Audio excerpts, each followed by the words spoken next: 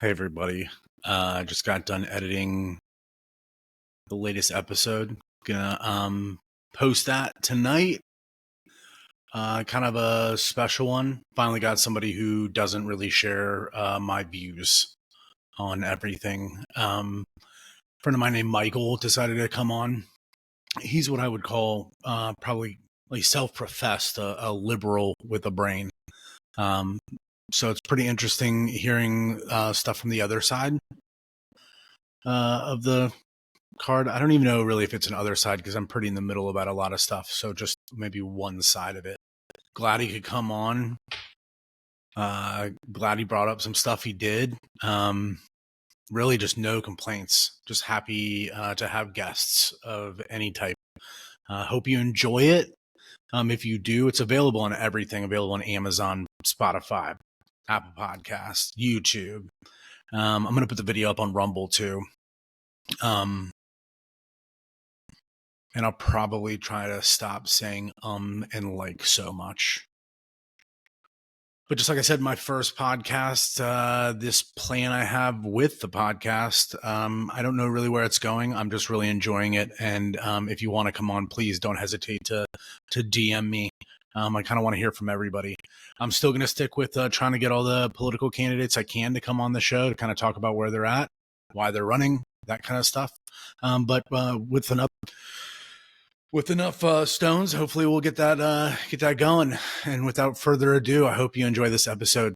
Me and Mike talk some politics.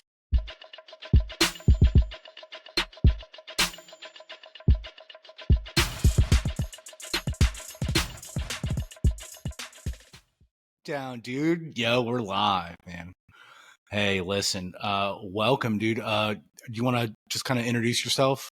Yeah, Michael Leibarger from the great state of Ohio. Used to be a swing state, but now it's not as red as I like my steak. So unfortunately, being on the liberal side, I'm kind of stuck with it. But we're hoping maybe in a few years we can swing back on the left side. On the blue. Okay. Yeah. Well, listen, I have so many questions. I'm a libertarian. I used to be a libertarian. COVID swung me. Oh, did it? Yeah. Listen, I thought if anything, that's interesting you say that. If anything, COVID swung me more center, and if not more a libertarian. When of course, I found Ron Paul, and he kind of changed my way of thinking. But what about COVID made you kind of more liberal? So, in the idea of liberal, so to take a step back, I actually voted for Ron Paul back in 2012. Sure. I thought, and I still think that he was probably the best choice of the Republicans for that side. In hindsight, if I would go over again, I'd vote for Obama. But I actually wrote in Ron Paul's name in the general election. So, in a sense, in a perfect world, with I don't know, like a vacuum of space, libertarianism works great, but it assumes that nobody has any kind of ill intentions whatsoever. Sure. And I don't know your background, you have to live but my in reality. background is I've worked with the public for 22 years. There's a lot of stupid people who just wouldn't survive. I know that's a shitty, pessimistic way of looking at it, but no. What does unfettered capitalism give us? Which is essentially what you are. Would you say you're an anarch-capitalist? Are you that far libertarian, or where would you say you lie? No. The thing is, I'm libertarian to the point where like I feel that like, listen, we live in this world and we must adapt, right? So like my thought process is that of libertarian, where it's like you need to leave me alone, but the reality always swings me back to like, how do we live in this world and still have our own ideas, right? So it's like, okay, anarcho-capitalist, like I get it, but the reality is it's probably not gonna happen, right? Okay, because the way things, way things are going right now. And yeah, keep going. Sorry, keep going. Sure. No, okay. I just wanted to see where you lined up, so that'll help me. And then with 2020, I voted third party. I voted for Was that the Gary Johnson year? That was the Gary Johnson Yeah, year. Aleppo. yeah. Okay. The Libya year. Yeah, I voted for Where's him. where's I couldn't. Aleppo? Yeah, it was. I couldn't stomach Trump. Still can't. Uh, Hillary, I just too much baggage. Not somebody that I saw trustworthy. So I wrote in Gary Johnson. Had a sign in my yard for him. Was in the but he got about 1%, give or Yeah, take. yeah. He got And then I 1% because he got set up on, I don't know where he was, but he was schmoozing with all these mainstream media shows, and then someone goes, "What do you think about Aleppo?" yeah. And he's like, "Where is What? Aleppo?" Yeah, and then he dropped. Anyway, so go ahead. So you wrote in Gary Johnson. He had a Howard Dean moment there. He did. Yeah, he did. You can edit that out or keep it. I don't Oh care. no, I'm just going staying in. And then I kind of rode with that. And then as COVID started, um, I saw the worst of what capitalism and the worst of what people. I know a lot of people saw the best, but the grubbing of resources, the toilet paper, the masks after they originally said masks were pointless. Um, the supply chain, which in my industry, which is insurance, is still all fucked up because of Sure. everybody grubbing it and grubbing it.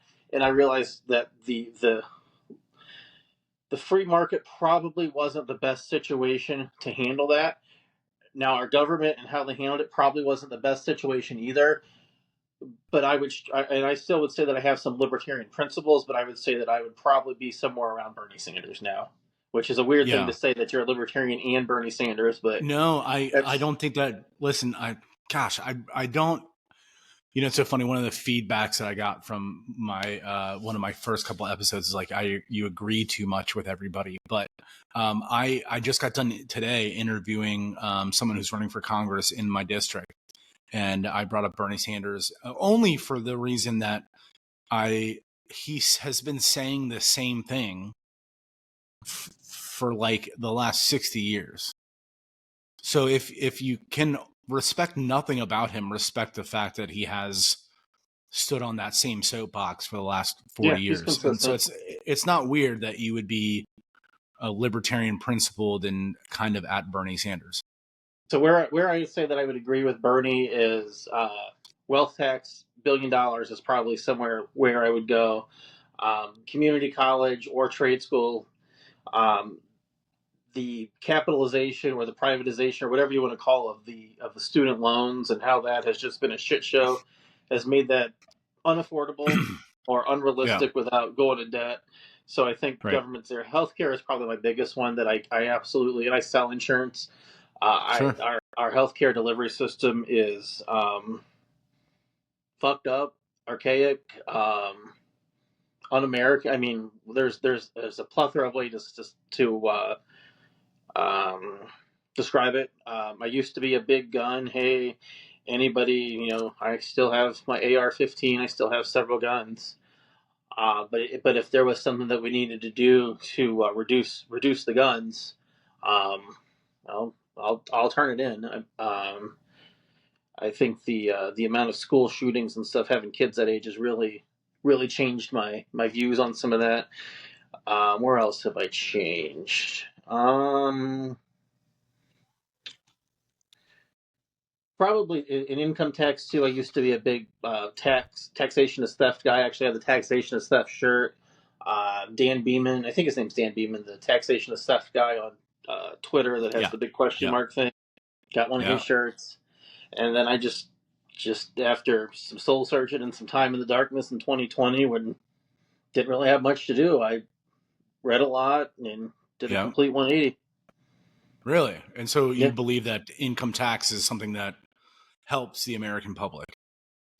In the way that we have it now, it's probably not set up the best. An example would be Elon Musk shouldn't pay a lower tax rate than a teacher.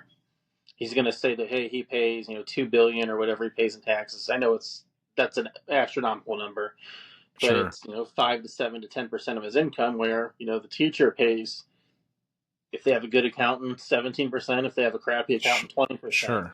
it shouldn't be that complicated to do taxes. No, well, I'll agree with that. What I don't agree with is when you tax somebody, where does that money go? It goes to the government. And what does the government do with it?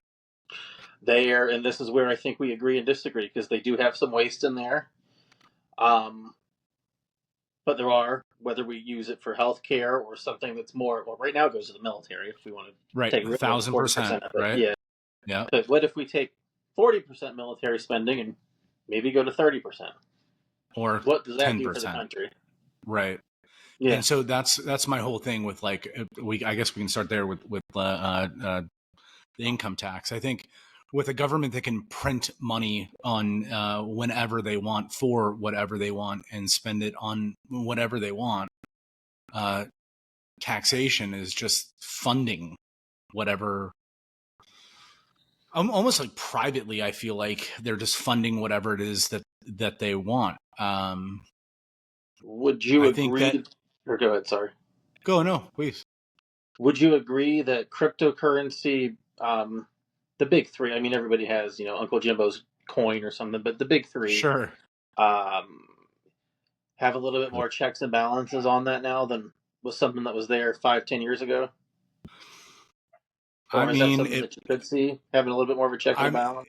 Yeah, maybe, but like, who's going to check and balance it? The federal government, who is wildly in debt and can't figure out how to spend money correctly? Like, who's gonna figure that out, right? Like, that's my whole thing, is like, okay, fine, tax me at 30%, right? Like, what? Okay, like, hypothetically, tax me at 30%, but like, I want to be able to use those social services, right? Like, I have three kids. This is what I always think about, is like, I have 3 kids and I miss that earned income child care. Yeah, child care. No, that child care, the subsidy, the credit you get for child care. I miss that by like $20 because they take my December earnings, not my W-2s, my December earnings, and they don't go by what I make. They go by gross. So in December, I work for a brown delivery company.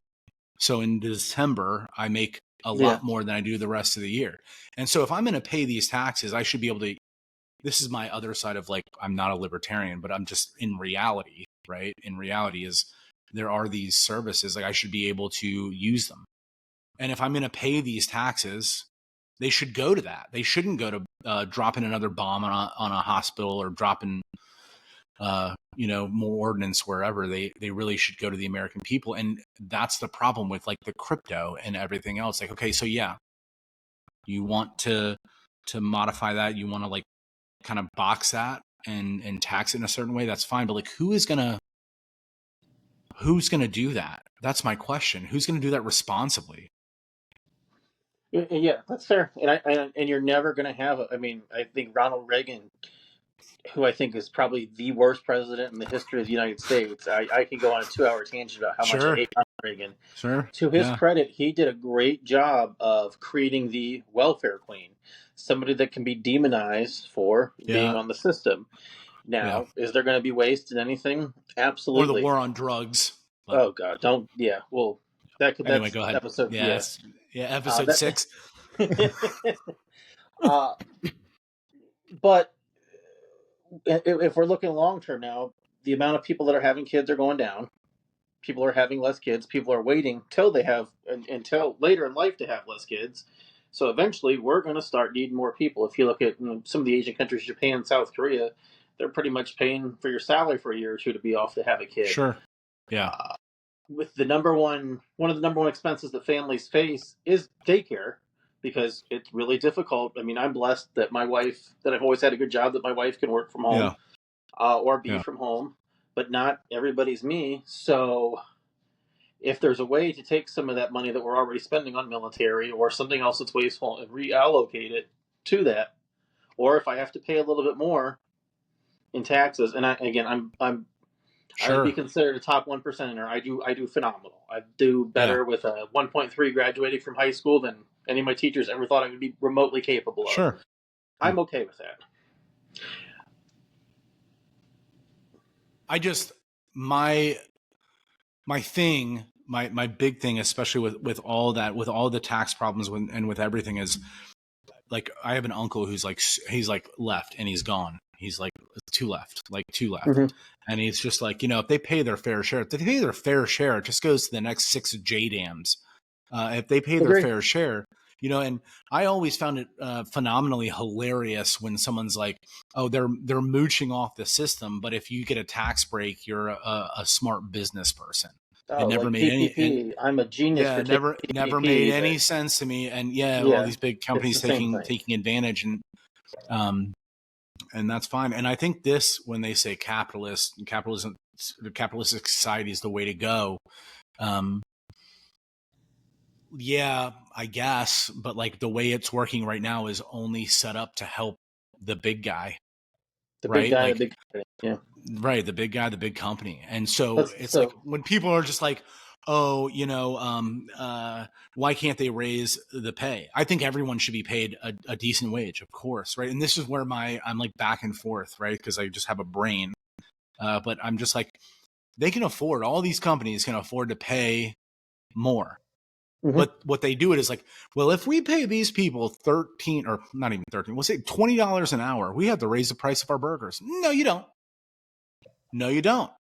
There's- You don't. And because instead of making $25 billion, you make $23 billion and you call it a day. But Or because just it's more cut, about, yeah, go ahead. or just cut 2 ounces off the soft drink. Yeah. Instead of 32 ounces, have it 30. Right. Yeah. About 30, right? Yeah, I know. I'm right there. And so it's like, I always hear that and I'm like, dude, and it's all the way that it's framed. It's always the way And that it's framed. And it's and one of the always things that demonizing the small guy.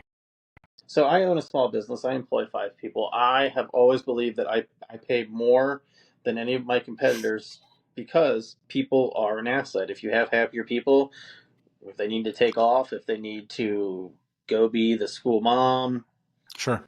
sure, whatever, that's great. A big company Right. can't do it for you, but if I'm going to go uh, coach my kids' team, if I'm going to go watch a dance recital, or if I'm going to take somebody to the doctor, my employees are absolutely going to do the same thing.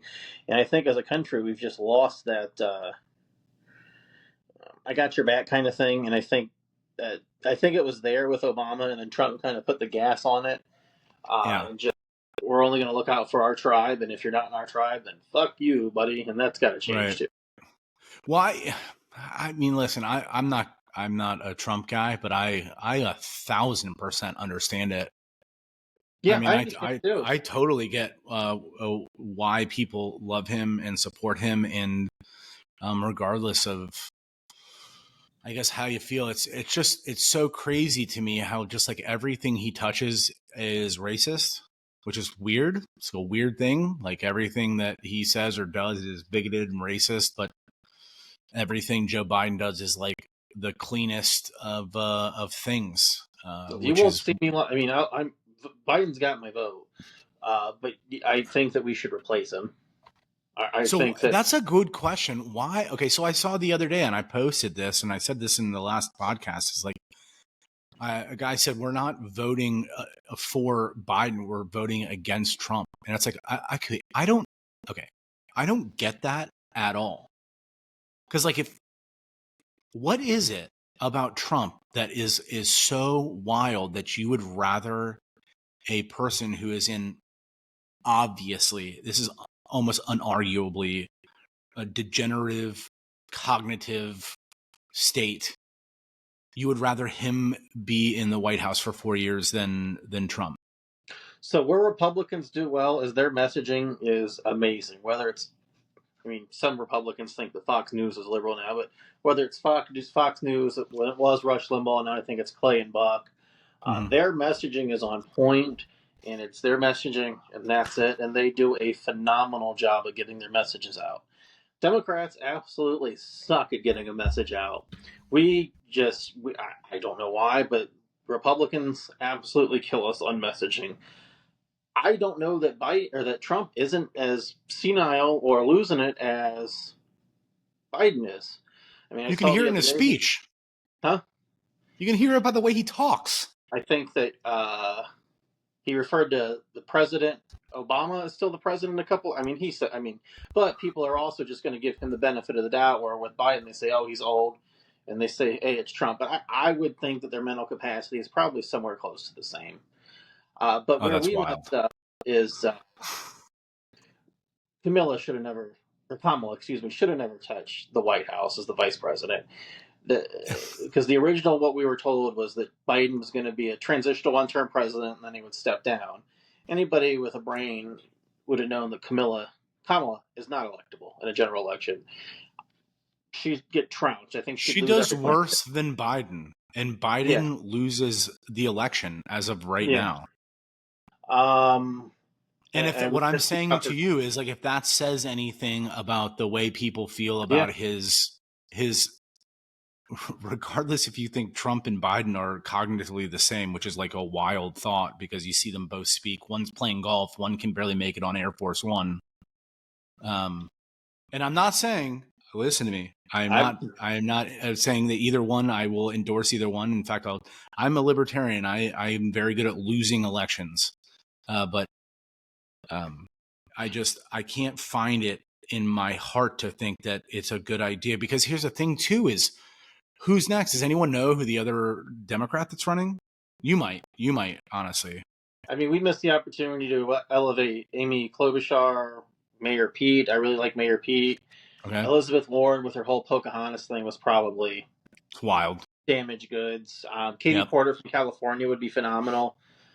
Newsom is probably the one that's there, but I think he's going to have that DeSantis factor. Everybody sees him and they just get sick of him. So we definitely have the chance to elevate somebody. Well, so the other guy that's running, his name is Dean Phillips. Do you know anything about Dean Phillips? I don't. I know he's not even. He's only on not even all the states. So he's not even on the ballot. But he's the only guy that's running for the Democrats, and they're talking about Gavin Newsom, who's not even on any ballot, replacing Biden, which is convention. Dude, what an awful idea. And my next thing too is like, people don't realize this, but like Trump is a centrist. Like if everything you see, all his speeches, everything that he says, everything beyond Trump is wild right. You've got Nikki Haley is the next best option for the Republicans, who is a nightmare. So I don't know what people like. Go ahead. Trump speaks center, but his policy is far right. Well, he was running to the ground by everyone. It's so funny. He got elected and then put everyone behind him that just undermined everything he spoke about. I mean, like he didn't want war, so he made General Mattis the SecDef. And then he also brought in old Obama Rand Bolton too. You know what I'm saying? Like, so like you never really know, because the thing is, he just did like the status quo, right? He brought in all these people that were recommended, and that's what it is. But I really worry for people, because Trump is, in my opinion, like same things that Don Jr. says and things that Trump says, like he is a centrist. He wants that. When they say MAGA, that always blows my mind that people get upset about that. But it's like, he does want that. That's what it seems like it was what he's saying. Now his actions, based on his, obviously the last time he was in the White House, say differently. And I think that has a lot to do with the influence, because I think he jumped into a world he was just not prepared for. I think he did a publicity stunt and didn't expect to win. I 100% agree. And now you've got a guy who's been a politician for the last 75 years and has no clue if he's got a chocolate chip cookie or the nuke button in his hand. I just Angel's advocate. I haven't saw Biden or old Trumpy on a bike, and you do see Joe Biden on a bike quite frequently. Yeah, he did. Might get an ice cream cone, I was going to say, you missed the training wheels on the side that were keeping him upright. Well, you never saw FDR's wheelchair either, so it's just good. Good photography. In that right. You do see Greg wheeling around like Professor Xavier every now and then, but you know, it's so interesting. Like, you do, and you don't really think anything of it. Yeah, I worry, especially with like everything that's going on. It's so funny, like especially with all the lawsuits. That's crazy too. This is going to set a whole new precedent for the way that the law works when it comes to sitting presidents and presidents that have been in office. I like this fraud case. That's wild. The presidential immunity one is even crazier. Yeah, I'd assume you'd agree that they can't get the immunity. No, well, and he said, which is a crazy thing to say, that to do your job as president, you have to have immunity. It's like, okay, well, no. The SEAL Team 6 analogy where you assassinate your Yeah, rival there. right. But if that's the case, if they go forward and say that he doesn't have immunity, then you could charge every president for the last 57 years with crimes. Oh, I'll Because line up right for George Bush. you know what I'm saying? George Bush, Obama, how many Obama. weddings does that dude bomb? I mean, he bombed more people in his presidency than anyone in history. Yeah, I And think so I just, there was a case too. I remember back in the day where he bombed a American citizen without yeah, habeas corpus or any of the they said that out of all of the drone strikes, they could only guarantee like 1 out of every 9 people were the intended target, and the rest were like civilians. That gets me fired in jail and for financial fraud in my business. Yeah. Well, listen, yeah, most things politicians do would put you in federal penitentiary with no conjugal visits, which is really the big thing, right? You want conjugal visits. Absolutely. Yeah.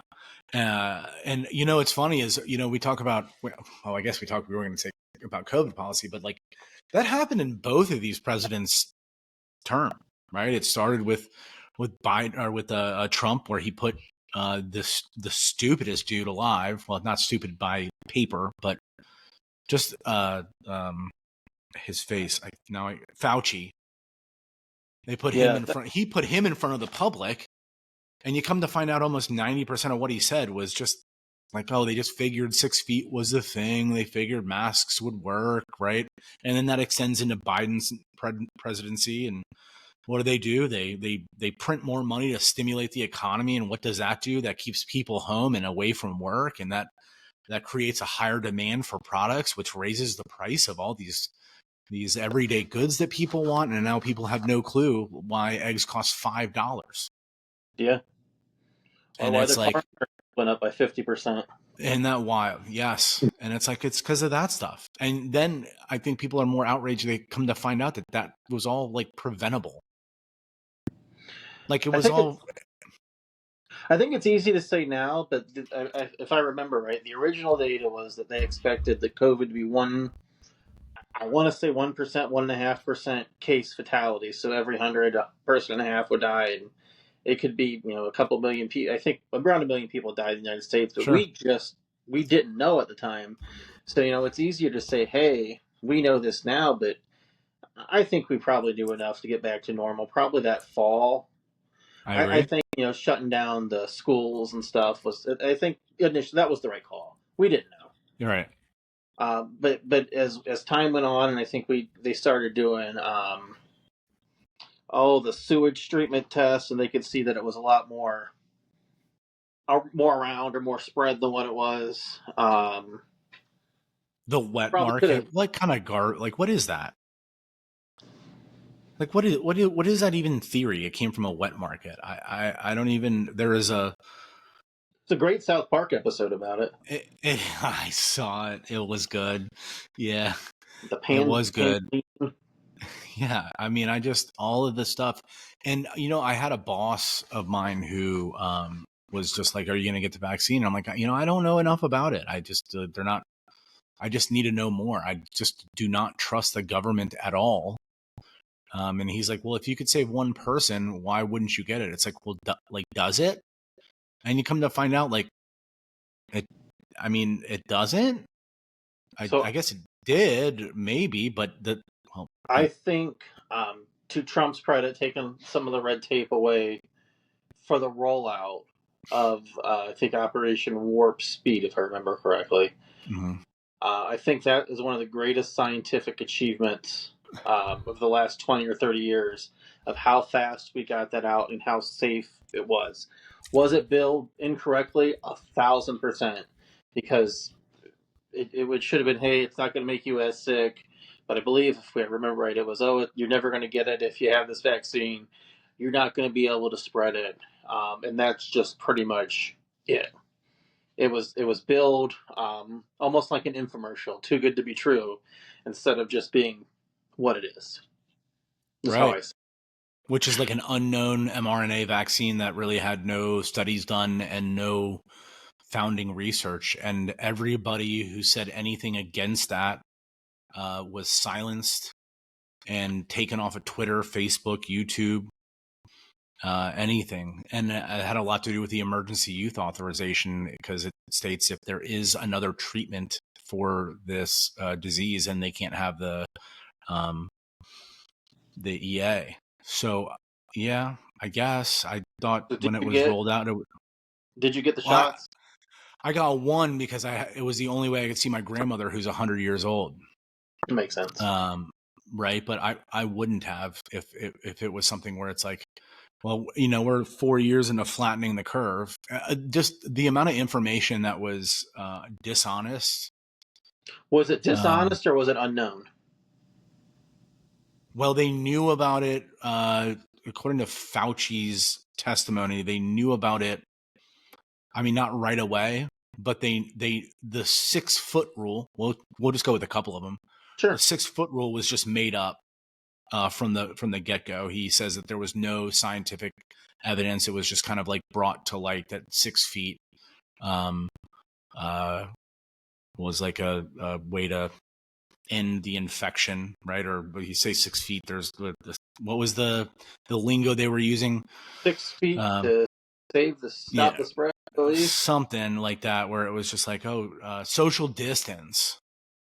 And then it was the masks, and they knew right from the get go that the masks didn't really help.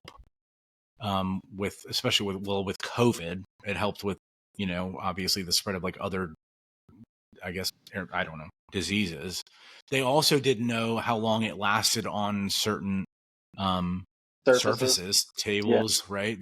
They just had no idea. And it's when they found out that it wasn't that, that's the whole thing, is they'd already said all this stuff without like finding out, and it was fact. It was given to the American people as fact. And so it was like so many people believed it as fact and then demonized the people who questioned everybody. Then you come to find, go ahead. I remember we couldn't do Little League that summer because of the touching the bat surfaces and stuff like that. And just, I'm not the sharpest in the head, but usually stuff dies in the sun. That's just dies in the sun, or you come to find out, not even come to find out, there was no evidence that it affected children in that way. A far less infection rate than adults. And I think we knew enough, and I would say that was June, that we probably could have changed. But we kept, the problem is we just kept going. And that's because I think we're so programmed as a people. I think that they had everyone so programmed that it was like you were part of a group, right? You were part of that COVID group. And it's like, how dare you not mask? How dare you not get the shot? How dare you not get boosted? How dare whatever? It's like, I just thought that was absolutely crazy. And then, you wait the year, 2, 3, and you find out that like you were right. And nobody says like, hey, we messed up here. Nobody says like, you know what? We didn't need to get. When you say you're right, can you elaborate a little bit about that? Yeah, like when you say you're right, like I shouldn't have worn a mask. Well, masks help. It's like, okay, well, the COVID shot, like, okay, Rachel Maddow, you get the shot, you won't spread it, you won't get it, nothing. No apology there. Just that's fact, right? Because it's coming out of Rachel Maddow's mouth, right? Or if you get boosted for the 19th time or however many boosts there was, I don't know how I never got a booster shot or whatever. It's like, it's just the efficacy of those shots weren't anywhere near what they told you. And you find out now that just having immunity, regular immunity, you actually have like, I think it's 20% more efficacy than getting this vaccine that was unproven and really untested. I mean, to some of that, that's just how your immune system works. A lot of people are on time 2 or 3 of having it. There was no immunity for the most part in the wild when those shots first came out. And I think as the disease has progressed, the variants have spread, changed, mutated. It's not in the same severe form that it was when it first came out. Why do you think that it was so severe when it came out? Say Like, that. what made you feel like it was severe? I mean, the original death rate was right about 1%, and that's the strongest strain of the flu might be 0.1%. So if something is going to be 10 times more fatal than But the flu, my question is, how did you measure that? I went off of different news sources. I spend a whole lot of time on Reddit to make sure that I do both sides, or I guess all three Right. sides. Right. And that's what, and I could be wrong, just because I'm Right. going crazy. It's March 2024, so it's been 4 freaking. Yeah. The original estimates were about 1%, and that's Okay. a pretty lethal virus.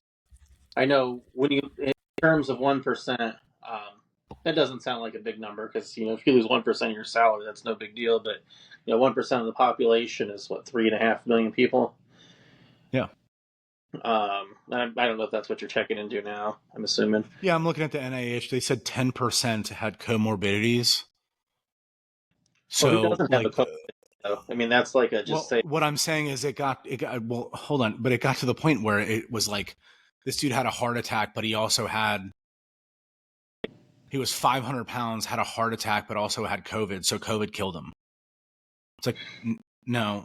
Or like he was shot. That's another great example in Chicago. He was shot. He had COVID. He died of COVID. It's like, dude, that's whack. And I'm just saying, like, if they did that with the flu, I mean, 200,000 people die average a year of the flu. Dude. And if they measured the flu killed you with a comorbidity, I'd assume it'd probably be the same rate, right? And we'd listed it as a flu. Now we have 7 million people dying of the flu. I think that it was everything about COVID was so dishonest, and the people. I guess my big part of this is like the people who ask questions were just shamed about it. I think a bad flu season might be 30 or 40,000 people. I think you're a little high. 2023 was 100,000. Okay. I just looked it up. 2023 for. Well, 2020, the flu mysteriously vanished. Isn't that wild? Yeah, that is crazy, isn't it? I got nothing for that one. Yeah. Yeah. So pass end estimates of flu. Let's see. Okay. Yep. Okay. So I got to click on the link. The CDC. You've got 22 to 22 million flu medical visits, 290 to 610,000 flu hospitalizations, and 53 to 103,000 flu deaths. All right. So I'm assuming that's just like maybe they do comorbidities. I'm not but, sure. I mean, people that die of the flu are generally older, have something as well, but that doesn't mean that healthy people aren't. What's the who died of COVID? But that doesn't generally mean older people. Like, right? They stuff these people into nursing homes. Like who is most at risk for COVID? It was people who have already have issues, immune issues, or the elderly. So is that different than the flu, or is that the same thing as the flu? Well, the lethality. What I'm saying was significant. Well, the lethality of COVID was just solely based upon the deaths, and there is so many ways to look at the statistics that. But are we doing the same meta-analysis of the flu too, or are we just taking flu for flu and COVID for COVID? I mean, listen, we could, I'm sure, and I'm assuming those might be, if you wanted to include all the crazy data that they included with COVID into flu, like people, they probably don't have any type of comorbidity with these flu numbers. It probably has nothing to do with if they died of a heart attack, it's not the flu. If they died of other things, it probably listed as a side thing. They had the flu, but they died of cardiac arrest, right? Pneumonia, cardiac arrest, I would say. Yeah. Right. Pneumonia. Right. It's just like when someone dies of a drug overdose, they listed it as cardiac arrest and not a drug overdose, so they don't have to, there's a lot of, that's a whole side note. I just wish people would just think and say, like, people trust what comes out of Washington so much. I guess that's They where it do. gets me to being a libertarianism. Like, why aren't we asking why? Like, okay, like, So, there's a vaccine. Why should I get it? And they're like, well, you could say someone's like, okay, is there any data that says it does? And it's like, no, so there's not. It's just, let's go back to March, I think 15th, 16th, 17th, 2020. That's when okay. the shit hits the fan. Our basketball team is 26-1, and we're getting ready to have a chance for the state title. It's phenomenal. And the first COVID case is in Ohio. Yeah. Oh, we're still going to play. We're still going to play. 2 days later, there's like 300 of them, and everything in the freaking world is shut down. Right. We agree that at that point, whether it's 15 days, whether it's 30 days, whether it's 2 months, pausing just to see where we're at was the right call. I agree. Listen, I agree.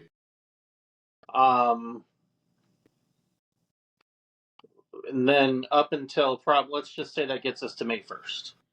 May 1st, I think that's when DeSantis is kind of like, hey, come to Florida, it's sunny, blah blah blah blah. And I forget who the New York governor at the time was. He was on CNN. Yep. Yeah. The guy who climbed out of his basement. Yeah. Saying pretty much the complete opposite. Yeah.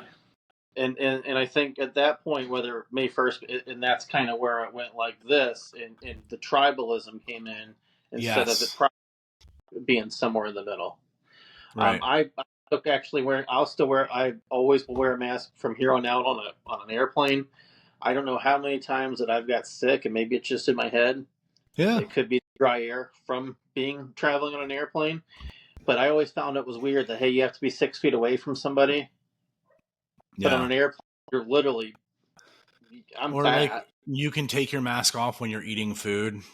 Yeah. Or like wear a mask outside. Or the big thing for me was I will completely my kids staying home from school. Your kids, right? They stayed home from school. It's like, I mean, let's either have masks or let's not. No. Right. Or I remember going to a Browns game, and it was sitting outside, and this was probably October of that year where fans and stuff were finally allowed to start coming back. And there was Cleveland Stadium holds about 70,000 people. There was only 16,000 allowed in it, so you're spread out. And there was a mask Nazi. I'm like, dude, I'm outside. We know that these people are in my car. Like, we know enough at this time. Yeah, right. Now, and like, when can this end? Now, if you're and there was no common sense either. If you're inside the shopping mall on Black Friday and there's 25,000 people, might not be the worst idea in the world. Sure. And I always found it weird too. The casinos found a way to be open. Yeah. Well. Right. Odd. Grandma had the divider at the blackjack table with her cigarette, everything, hole in her mask. The cigarette, mask, and oxygen all at the same time. Yeah, you're absolutely right. When that hysteria was wild, and no one was asking. So I listened to Dave Smith's podcast, Part of the Problem. If you haven't checked it out, it's a wonderful podcast. But he's a pretty decent libertarian. But the reason I love that podcast is he always asks why and like how did we get here, right? He does the same thing with Ukraine. He does the same thing with Israel, Palestine. Like, regardless of what the take is, like, he's like, these are this is why we're here. This is how we got here. And whether you like it or you don't like it, like, like, that's just the way it is. And the hypocrisy that I see on that is, why is it okay to fund Israel versus Palestine, but not Ukraine versus Russia? It is not okay to fund either. Okay. Ukraine, there is a good reason why we shouldn't fund them. We're the ones that started the whole thing. And then Israel, Palestine, there needs to be a two-state solution of some sort, because killing innocent folks all the time probably isn't like the best bet. So I'd agree with you on the I think we'll agree on the Israel-Palestine thing. I think I don't know if it was the 94 deal, and then when ironically Netanyahu was the one that I think had something to do with, I believe it was Rabin getting killed and Yep. completely torpedoing that was the chance they had to get it right there. And I think that, Well, was it Clinton? Clinton yeah, started giving, I can't remember what that deal was, but it was Trump was the Abraham Accords, which was kind of useless. And Camp then, David Accords, I believe. Is that it? yes, that's it. And all it was, hey, listen, we're going to give you 10 billion a year, just like we do Israel, just kind of stay out of their business. And I don't know if you remember, but Arafat was on a hot mic talking about how he just worked Clinton. Mm-hmm. He was just like, dude, he's like, I got him. I took him to task. It's like, so I don't know what the solution is, right? That's the thing is like, what's the solution? You have to let the West Bank go. Like you have to, Yeah. you have to, like these people, there's so many children there. You can't keep bombing them. And then when you bomb them and then they retaliate, you're like, yeah, it's like, what did you think was going to happen? Like if someone killed my kids, you best believe I'm not going to join up with the force that killed my kids. it's not like you're living in these mansions or anything either. You're living in No, a Waller in an outdoor prison. that's right. And That's you're all. just getting to, that's right. So, I mean, I can see both sides. I said in one of my last episodes, like, dude, if you move into the hood, you best be ready to defend yourself, right? Like they moved into that area based on their holy book. They were given that area in 1947. They were only given 18% of that land, and they started just making their way north, right? And then making their way up. So now we've got Sinai, West Bank, Gaza, right? They were never given that. And before this whole place was a thing, it was called the Palestinians lived there. Well, the Palestinians have been like the bastards of a homeland for the last 200 years. They've got kicked out of about. Right. The Philistines. Not that it's right. Yeah. No, I agree. Yeah. And again, we can talk about that ad nauseum. I just don't know what the solution is. You know, when Abraham Lincoln, I said this the last time, when he freed the slaves, they were like, we can't free them because they're going to bite us right in the ass. But he was like, yeah, but it's the morally right. Like we have to. Like we can't keep doing this. For sure. And that was the whole thing. So I don't know. There's got to be some type of 2-state solution. And but I'm interested in Ukraine because I think we're going to differ there. What, on Ukraine? Yeah. So yeah, maybe Ukraine. Since since the Berlin Wall fell. We gave a promise to Russia that we wouldn't move more east, or NATO wouldn't move more east. And since that time, that's all NATO's done. It moved east and more east and more east. And now we're, Zelensky ran, his platform was peace with like the Minsk Accords. He ran on, he was going to sign a treaty with Russia, and we sent Boris Johnson and whoever the other lady is over there and kind of torpedoed. The German lady? Yeah, torpedoed. Markle? Maybe. I honestly, I kind of probably have it written down from my last podcast. No, it's Meghan Markle. It's not Meghan Markle. Yeah. Good Lord. Yeah. Yeah. Let me see. Anyway, but he ran on a thing of peace. His policy was peace. He's going to sign an accord with Russia and not join NATO. And that's just like Canada, us being like, listen, you cannot join with China and Russia. Like you are you're the border on the north. You can't put missiles there. It's too close to us. Please don't. And then every year they keep moving closer and closer and closer and closer. And then somehow China and Russia are the one who's like in the right.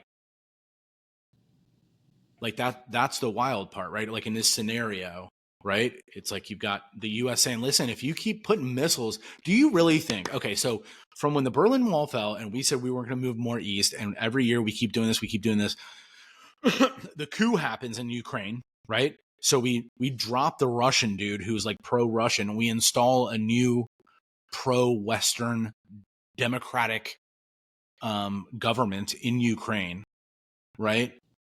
And It's every year, 2011-ish. Is that where we're at? that's right. Yeah, that's where we'd be at. And Yeah. every year we move closer and closer. And now we're putting ABMs 70 miles from Russia's border.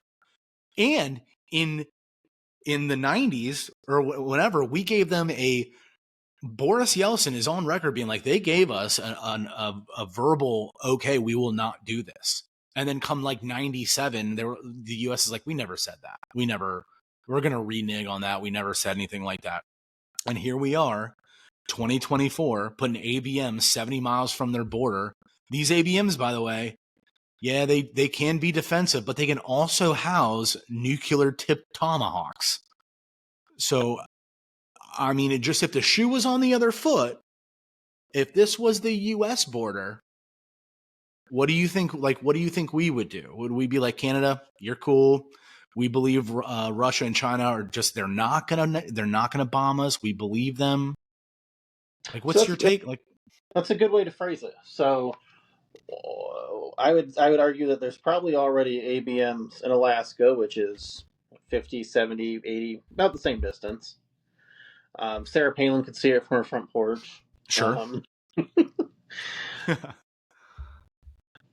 But does that still give them a right to attack a sovereign state? Well, we knew this was going to happen, right? We knew this was going to happen. Have you ever read Niet Means Niet?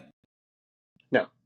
Okay. It's a document that was leaked by WikiLeaks when Julian Assange leaked it. It was a private cable between then the ambassador of Russia to the United States and Condoleezza Rice, in which he states, this is the red line.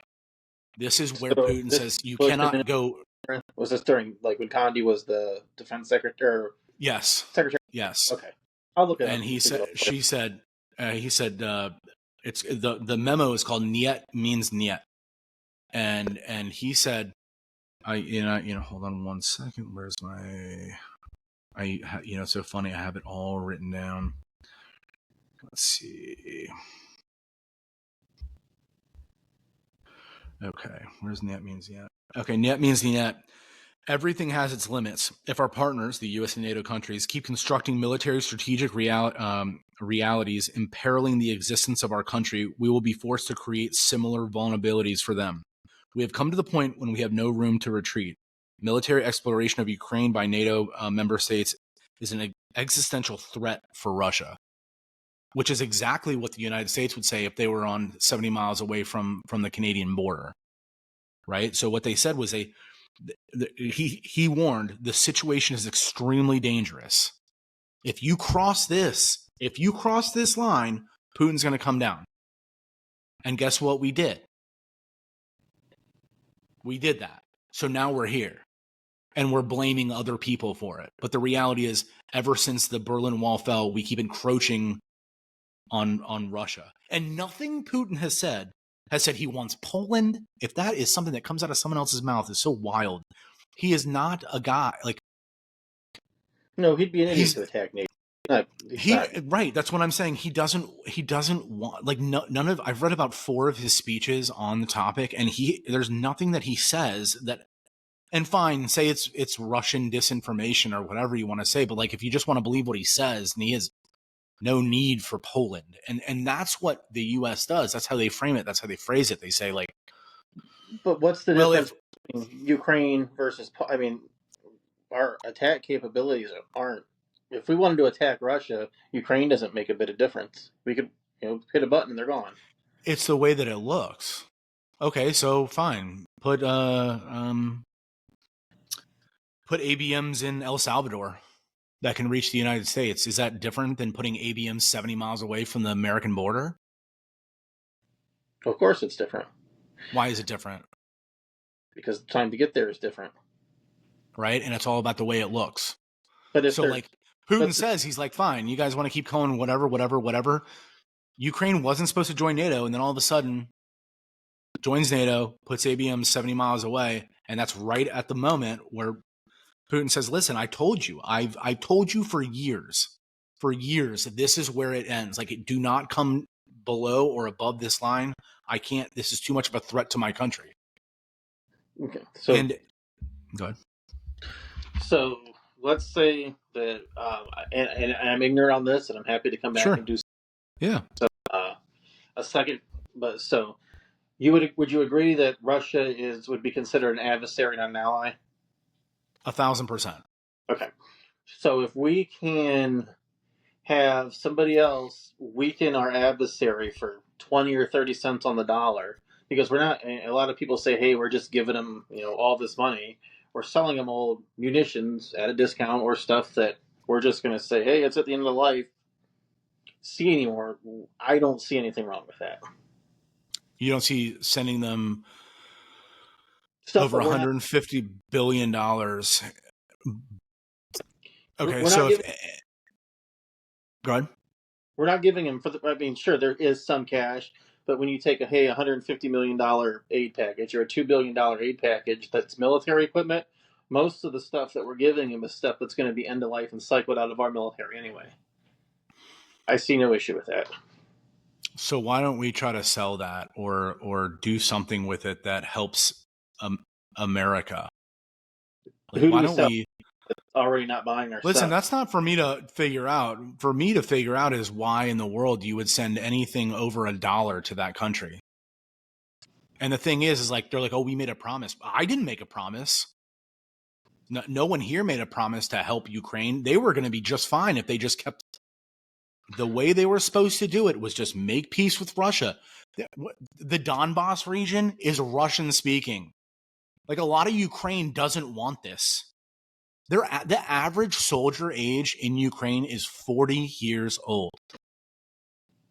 They can't conscript any more young men. They don't have any young men left. And do you really think that Putin is going to lose this? Like, there's no way. Will he lose it? Probably not. But would you think Never. that would you think it would have lasted 2 years? Without the billions of dollars in aid no, and humanitarian, no, they would have been goners. To weaken But he our would have enemy. never. The thing is, he would have never invaded Ukraine without the help of us continually pushing the line on him. I mean, that's what he said. That is what was said from our ambassador to us. If you go here, he will invade. Something will happen. And guess what? They were still the ones that escalated first and attacked first without being attacked. And I know that we have an awful history as a country doing that.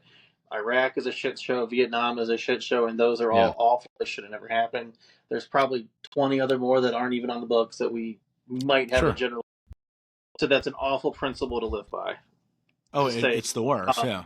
I shouldn't say awful. It's a double standard as an American to say, hey, this is our principle. But it's hard for me to say, hey, just take a look at the big picture. Another country attacked Ukraine unprovoked. They're an adversary. If we can give them stuff at 20 or 30 cents on our dollar to weaken an adversary, what's the issue? Why do we need to weaken this? Why do we need to weaken the adversary? They're no, like, right now, currently, they're like, what's the threat? And Ukraine was never like with us. They were just gonna be peaceful. I like, that's what I don't understand. What do you mean? Like, why would we not want to weaken Russia? We put sanctions on them that backfired on us. We took them off SWIFT, right? So they couldn't exchange or do any business with the US dollar. So what'd they do? They started selling oil on the black market, and that's right. And not only that, they started using the yuan, which, come to find out, not a lot of places like us very much. So have you ever been out of the country, like on a vacation or anywhere? Yeah. People hate us. Yeah, not a lot of people like us, right? So it's like they're like, we're going to take them off SWIFT. It's going to cripple the Russians. Like, dude, all it did was like them being like, okay, we got to find another way to do this. And it just, again, devalued our currency again, because it's like, I just, and another thing too that drives me bonkers is when they're like, oh, a new aid package for Ukraine. It's like, can we stop sending any type, when it says humanitarian, if it's actual cash, we have no idea where that's going. Like, nobody can tell you. I don't think that we should send cash. Now, is there certain circumstances where there might be some, like somebody has an earthquake or some shit like that? Yeah. Probably. in a limited, but no, Or I like don't. a fire on an island that's a U.S. territory, and we're able to only send them $700 a person. Maybe send them a little cash. I'm going there in April. Or yeah, Kind of. I mean, sucks that it have, but it'll kind of need to see. Not yeah, need, like need $700. It's all they could do, but they can send over $1 billion in humanitarian aid to Ukraine. Like for just the $50 billion in humanitarian aid they sent, we could build this racist wall everyone was talking about that now we're building again because we had to break it down and sell it for pennies on the dollar. And if you wanted a border wall, dude, you were just a bigot. I mean, that's what it was. I didn't really, I was left on that. I was like, dude, we could spend $22 billion in a better way. I thought it was wild that Trump was like, build this wall. well, Mexico. But it's like, yeah, Mexico's supposed to pay for it, right? But here we are sending $156 billion to Ukraine, which we could build 7 walls if we wanted to. We're sending them. That's the value of the military equipment we're sending them. That's okay. So half of that is military equipment. The other is humanitarian aid. I have this all written down.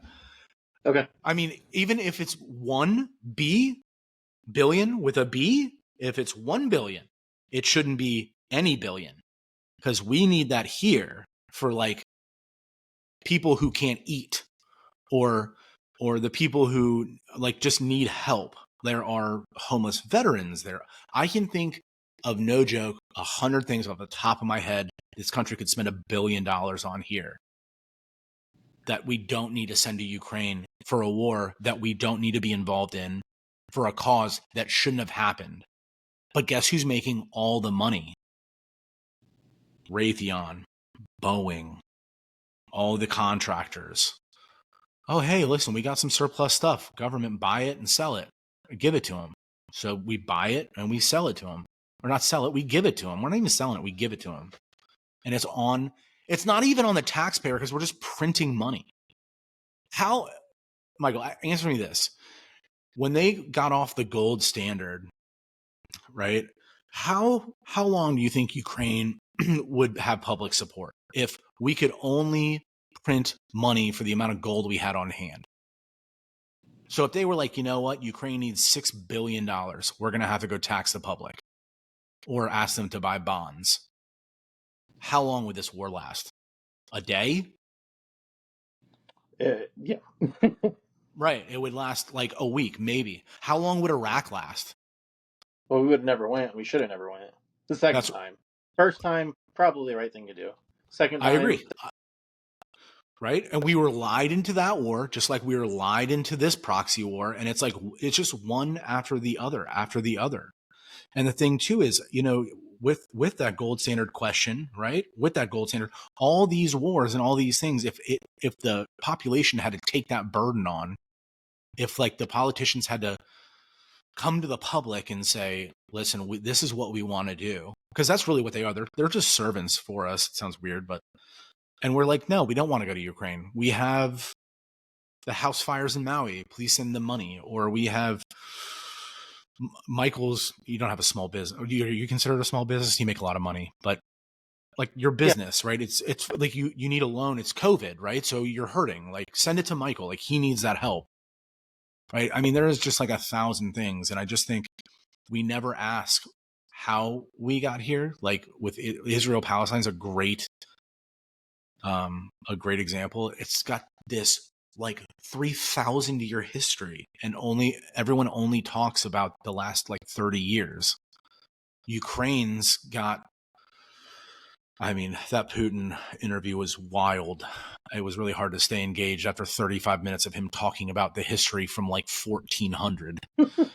I don't know. Did you see that interview? No, I watched highlights, but yeah, that's all you need to know. The highlights are as far as you should go, dude. Yeah, it was like 40 minutes of him being like, well, in 1400, Kakhovsky the Great. And it's like, oh, dude, I don't know if I have the patience to hear about it. But I mean, there's just a lot more information, and what people just digest what is fed them. Like when Blinken gets up in front of the press and he's just like, we need 2 more weeks and another billion. It's like, no one presses him. No one says like, okay, so what's the outcome? What are we hoping? Like, what are we hoping to do here? Is it beat Russia? Because like that's not going to happen. So what's the outcome? What do we want? Like, what would your? That's a good way to frame it. I think I think you framed it very well.